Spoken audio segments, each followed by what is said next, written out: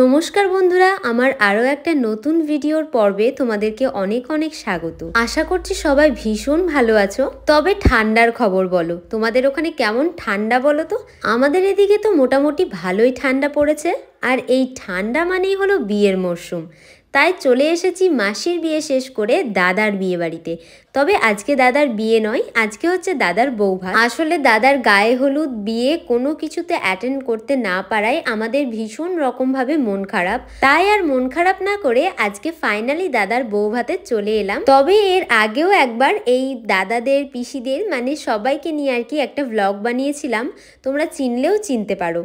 তবে দাদাকে নিয়ে নয়, দাদার ভাগ্নি অতএব অরেলিয়াকে নিয়ে একটা ভিডিও বানিয়েছিলাম। অরেলিয়ার রাইস সেরেমনি ছিল। আশা করছি তোমরা সেই ভ্লগটা দেখেছো। আর যদি ভ্লগটা না দেখো, আমি ডেসক্রিপশন বক্সে লিঙ্ক দিয়ে দেবো, অবশ্যই কিন্তু গিয়ে একবার দেখে নিও। তো বিয়ে বাড়িতে ঢুকেই দেখি এখানে ফ্যামিলি ফটো তোলা চলছে, দাদার মা বাবা, বৌদির মা বাবা সবাই মিলে। এরপর দেখি যে এখন এখানে কেক কাটিং করার পালা, তাই কেকটাকে বেশ সুন্দর করে প্রিপেয়ার করছে। তাই আমি ভাবলাম যে এদিকে কেকটা যখন প্রিপেয়ার করতে একটু টাইম লাগবে, চলো চারিদিকটা ঘুরে একবার দেখে আসি। আর হ্যাঁ, তোমাদেরকে একটা কথা না বললে কিন্তু একদম নয়, যিনি দাদার বাবা অতএব সম্পর্কে আমার পিসেমশাই হয়, উনি কিন্তু আমার ব্লগ দেখতে ভীষণ ভালোবাসে। দাদার বিয়েতে তো সেভাবে অ্যাটেন্ড করা হয়নি, তবে যখন বরযাত্রী গিয়েছিলাম পিসেমশাই জিজ্ঞেস করেছিল যে আজকে ব্লগ করছি কিনা। যেহেতু সেদিন মানির বিয়ের ব্লগ করছিলাম তাই আর এদিককার ব্লগ করা হয়নি। তবে আমি ঠিক করে নিয়েছিলাম যে মানির বিয়ে শেষে বৌভাত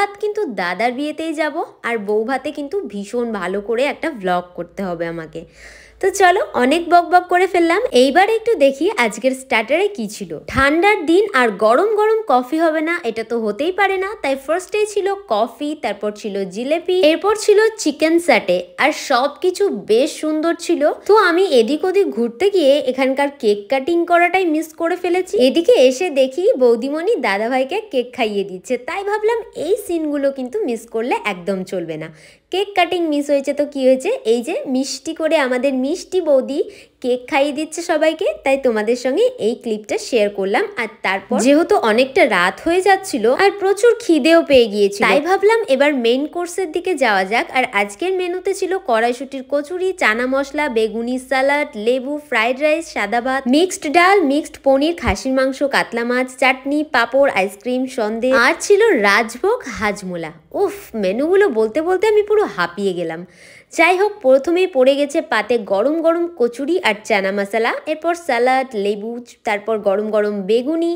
ব্যাস এই এক এক করে মেনুগুলো আসছিল আর আমি ট্রাই করছিলাম।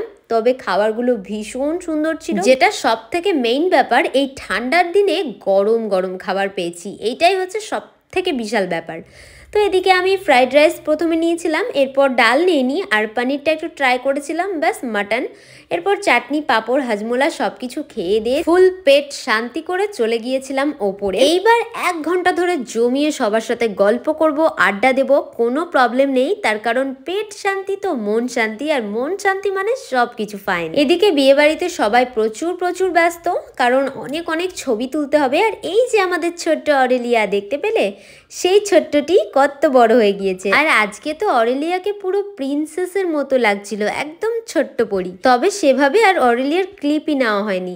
অ্যাকচুয়ালি কি বলতো, দাদা বৌদিদের ক্লিপ নিতে তো আমি আজকে বেশি ব্যস্ত ছিলাম। এদিকে দেখো ফটোশ্যুট হচ্ছে। এই দাদা কিন্তু ভীষণ লজ্জা পাচ্ছিল, দাদার মুখটা দেখেই বোঝা যাচ্ছে।